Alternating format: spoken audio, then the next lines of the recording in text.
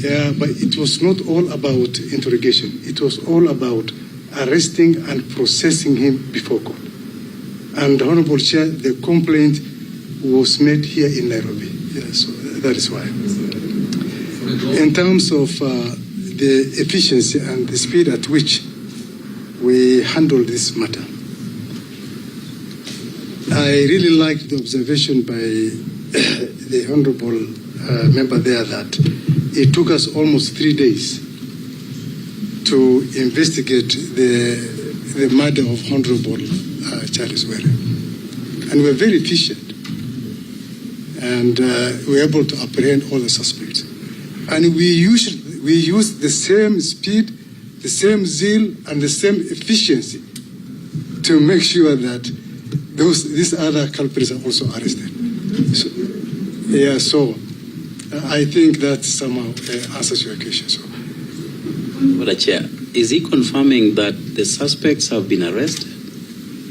Are you saying that the suspects over Ojwang's murder have been arrested, or you're talking about Ongondowere's? The question was about what was the agency about expediting the DIG Langard's case. And what I'm saying is, and like I said, there wasn't any preferential treatment. The same energy, the same efficiency that we used to investigate the late Honorable Were's murder case is the same speed that we have used to investigate the complaint of cyber made to us by the DIG KPS.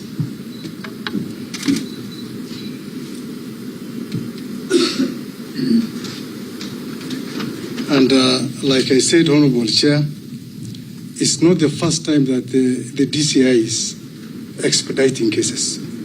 We have resolved several other cases, similar cases in the past with the same speed.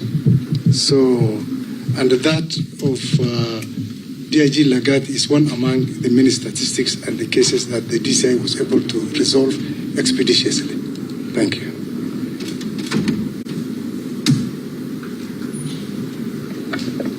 When the other three are still... The other three... Go on.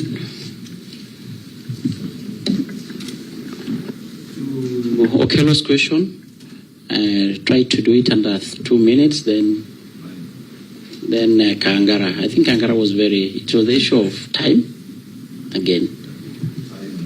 There will be, and I think members, I did ruled that on the issue of OB and the entire sequence, we are going to be provided. It's okay, we'll extract it from the record. They're going to provide the entire record from OB, from the sequence. It will form part of our findings and observation in our report writings. So go on, please. We must be finishing this in 10 minutes. Thank you very much, Honorable Chair and Honorable members. The questions from Honorable Kero. Why are we still having abductions? So when I was here before this committee, when I was being vetted, I was very, very clear in my mind that I will operate within the frameworks of the law. And let me also state this. I feel a lot of pain for losing that young man. I feel the pain the parents of that man feels, because I'm also a parent. And for that reason, we want those investigations done quickly, and those who have committed the offense to have their time is directed by the laws of this land. On abductions, every case reported to us, to the National Police Service, on missing persons, we investigate them with the same seal. The DCI, as we speak now, he has a team specifically set aside to deal with all the cases of missing cases reported to the National Police Service throughout the Republic of Kenya for whatever reason, including self-abductions. They are all investigated with the same seal. So what I'm trying to say to this honorable committee, honorable chair, the National Police Service will never, at any given time, allow for those abductions, and every case of reported missing person must be investigated to its logical conclusion. However long it takes, we must investigate to its logical conclusion. That is what I would like to report to this committee and the promise to the people of Kenya. There was this question on why was this particular murder committed. And number two, who is it that was going to benefit on the scene? Or simply, what was the motive? This subject matter is currently being investigated by Apple so that they can tell us why was this murder committed, or what was the motive of doing this. All of us here, the people of Kenya, including these committee members, we are looking forward to getting those answers, and I am sure at the end of the day they are going to come out very, very, very clear.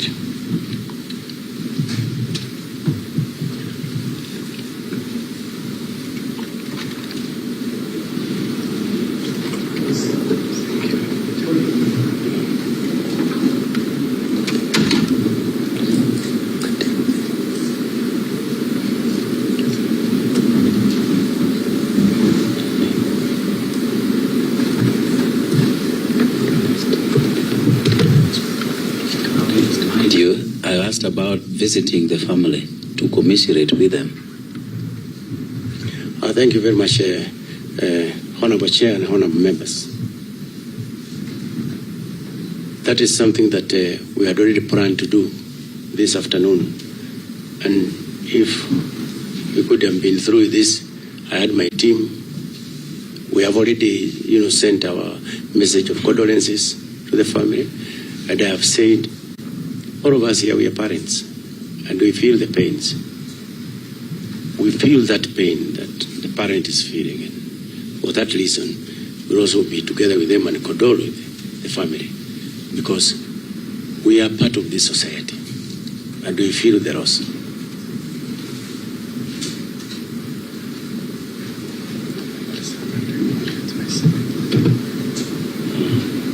So, thank you very much here. That is what we would like to submit. Thank you very much, Chairman. IG, I believe you are before this committee because we oversight you. We give you resources, both to look after the police and also to make Kenya a safe place. And in this particular case, the issue of Albert Ojwang is a person who died when he was the guest of the state, which should never have happened.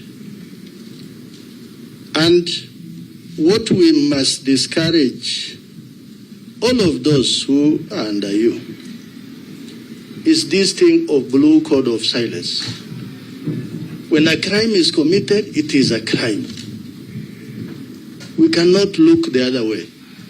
Imagine Albert could have been my son or your son, or any of you uniformed officers' sons, and would have felt the same pain, or even more.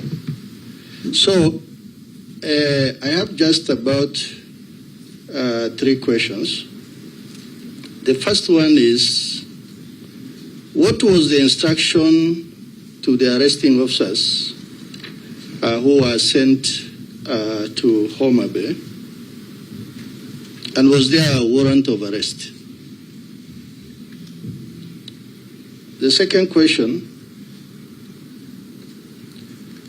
is the idea of Mr. Talam accepting over the phone for a suspect to be incarcerated in his cells. Is it normal? Or it should be in a way that he vigorously interrogates that particular suspect is both physically and mentally stable to allow him in his cells. My third question is, after the autopsy, we now know that this young man met his death through a head injury, neck pressure, strangulation, multiple superficial injuries. This committee gives money to DCI for homicide investigation so that those who are culpable are brought before the court of law. And if you tell us we have given it to IPOA, are you not telling us that we should actually give that money to IPOA, not yourselves? My final question is on this issue of Central Police. Central Police is at the heart of the city of Nairobi, with a population going to 5-6 million. And it is the most important station in Kenya. Why do we have a chief inspector who runs the Central Police? Yet all other officers in Nairobi, you'll find the IG, the DIG,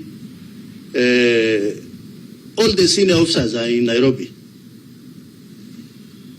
For him to be able to not take instruction from any other person, it means the OCS in Nairobi must be senior enough to even reject orders that come from any direction which he or she believes that it is unlawful or he's not comfortable.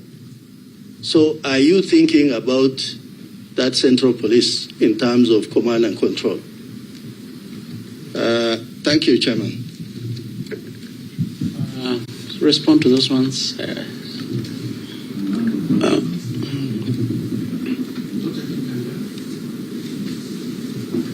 I think I did make a ruling on the issue of the missing gaps or the grey area on the OB and the sequence. About OB, I asked 4 questions. What about and none of them was answered. They should have the questions. Which ones? Sorry? Which ones? I asked even when Kevin was released from prison, the Moinde person. You cannot get that kind of an answer. Right? Yes, I talked about the OB. But I don't know. I think I said on the issue of the sequence, they will provide what they have. On what is missing, it's Kenyans are watching, Chair. They should just be able to answer these questions. Yes. Let me put just a this straightforward. This is a straightforward question, Honorable Chair. Like I said, we'll be able to share with the committee all the documentations relating to the complaint filed by the DIG KPS, the OB entry relating to the arrest of Muinde and the release of Muinde, that's escaping, the OB entry relating to the arrest of the late Albert Ojwang, all the way from Homa Bay, and the entry here, and all the other relevant documentations we are going to avail. To the last questions. While there,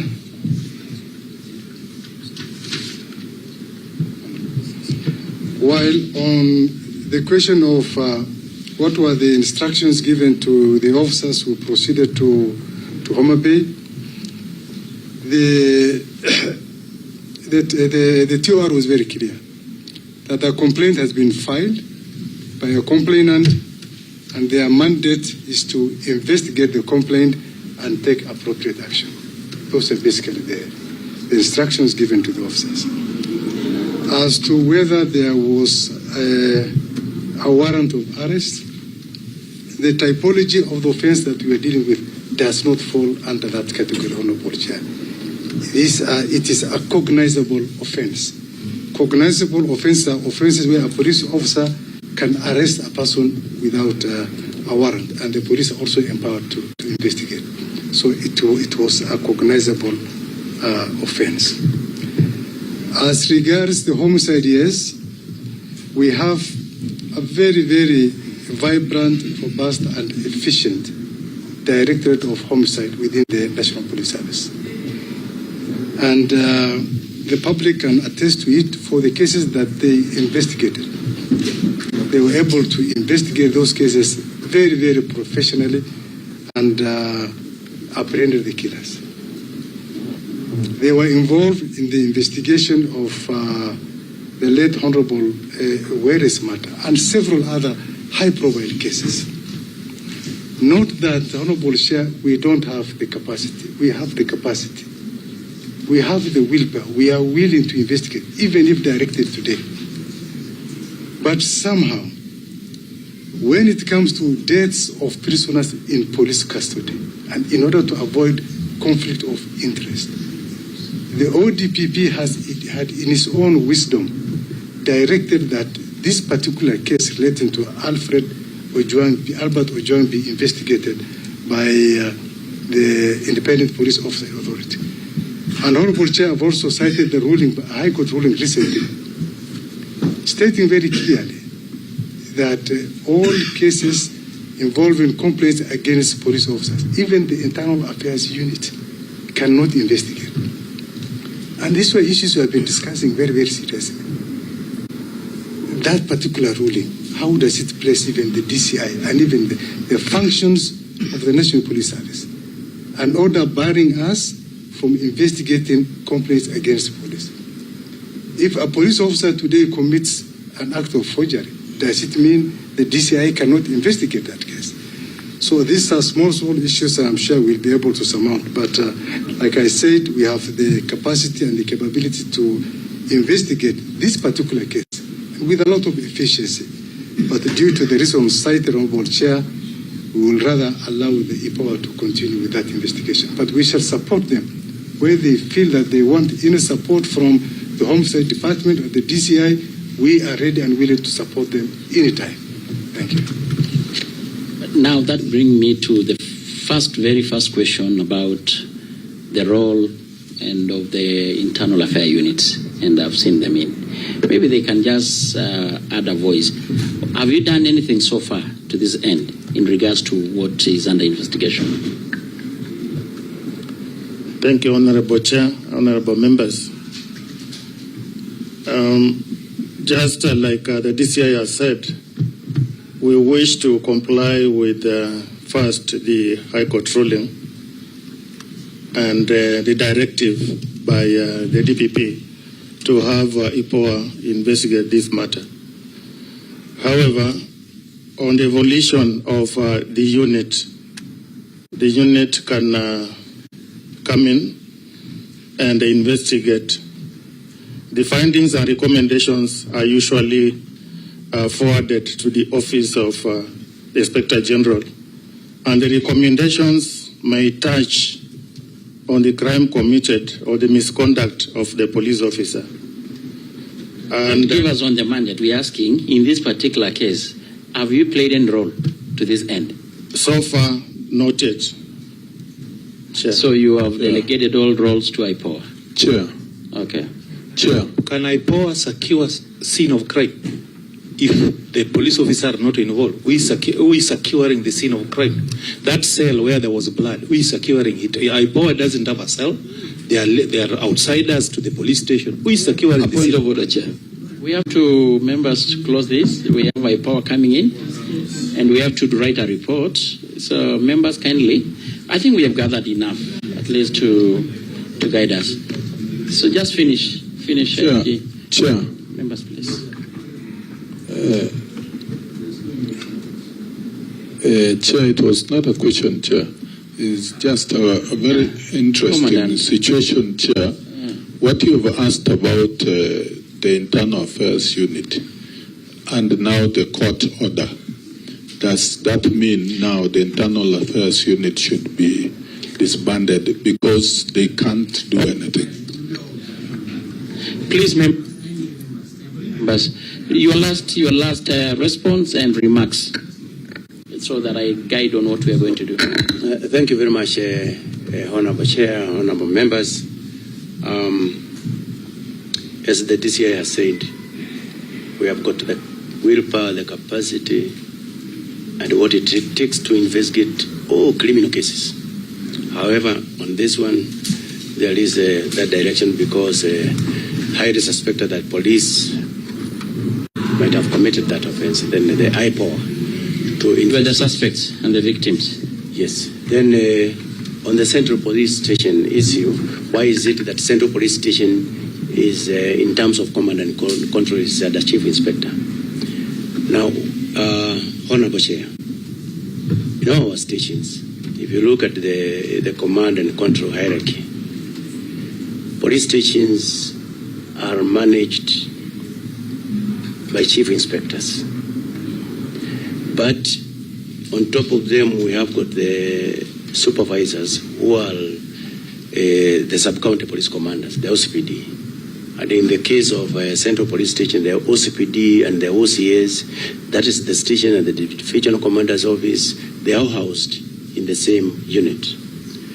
Then on top of that, we have the county commander, county police commander within a county. However, in Nairobi, we do have regional commander taking care of the entire Nairobi because of its peculiarities. But all of them are within hard reach. So meaning, the OCS must do what belongs to the OCS because it is in black and white and it is well guided. If he has any problem, he will consult his superior, who is in this case the divisional commander, and so forth and so forth. If there are major issues, the regional police commander is also there to be consulted. And if the regional police commander has issues, he can now consult the entire hierarchy. So that is how it is, and the OCS has actually been doing its work as required. Yes. Wind up. Honorable Chair. A question raised as to the procession of the scene. The power regulations allow the officer commanding police station to secure the scene before they come and take over. As regards the instructions, I want to make this very clear, Honorable Chair, that the officer commanding police station, Central Police Station, was not giving any instructions from any quarters. He was only notified as a matter of procedure, but not given any instructions to accept a prisoner. Thank you. Thank you so much, IG and DCI. Members, we... Chair, when do they intend to arrest the other people who were mentioned with Albert? So we have to bring this to a close, and so that we have IPOA come in. So I want to guide us as follows. And one, you provide all the documents that you've been making reference to, or of course reading, to include, and not limited to the digital OB, the report from Bagathi Hospital. Yeah. And you're whispering. So I've said the OB digital, the one actually we have been making a lot of reference to, the Bagathi Hospital report, the doctor's report regarding the death of the late the Albert, and in the issue, of course, also the report. There is the one you had already provided earlier. I'm giving blow by blow on the sequence of events until the victim was brought to the cells. We need to provide that, and of course, in case of any further information that we may require from you, you should be ready to provide as soon as possible. And I think that is what we can also go and you had promised Kenyans and promised us that you're going to cooperate with the IPOA. And IG, I should make this one very clear. I mean, I think Kenyans have spoken. Our constitution is very clear. And even the president, on several occasions, including even yesterday, had made it very clear that the issue of extrajudicial killing is not anything that we are going to condone in any way. And this should be very clear and loud. And under our watch, we are not going to allow it to happen. And you took an oath. It's this committee that did interview, and we are so categorical and very specific on this issue. We have the law, a supreme law of the land, and it's very clear on the procedures of any suspect on how they should be handled. And we are a country that is governed by laws. So we are going to release you. Our team is going to conduct you in case of any clarification that we need. So thank you so much. Maybe you can say a word and we allow you to leave. But hand over the reports, all the files. Yes. Thank you very much, Chair, Honorable Chair, and honorable members. Let me take this opportunity to, first of all, congratulate the committee for actually assembling so that we can be able to tell the Kenyans about this issue. Number two, as I've said there before, I'm looking forward to the conclusion of this matter by getting those who did commit the heinous act of murder against one Albert Ojwang. And number three, we are ready to provide all the necessary documents to enable this committee also compile your reports. With those few remarks, I say thank you, Honorable Chair. Thank you so much. You are free to leave. And Sergeant, you prepare the report to come in.